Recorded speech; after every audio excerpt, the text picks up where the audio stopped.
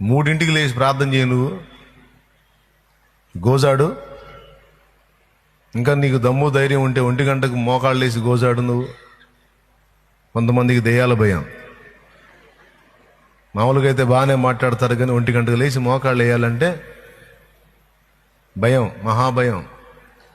మోకాళ్ళు వేసి అంత నిశ్శబ్దంలో, నిషీదిలో మోకాళ్ళు వేసి స్తోత్రం స్తోత్రం స్తోత్రం స్తోత్రం హల్లెలూయా యేసయ్యా యేసయ్యా అనగానే అక్కడ ప్లేటు టప్ టప్ కదిలిందనుకో,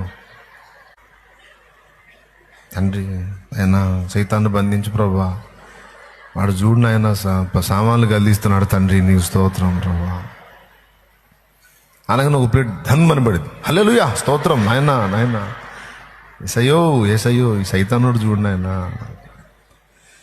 ప్రత్యేకంగా మనం ప్రతిష్ఠించుకొని చేసే ప్రార్థనకు తప్పకుండా దేవుడు విలువిస్తాడు, స్పెషల్ రెస్పెక్ట్ ఇస్తాడు.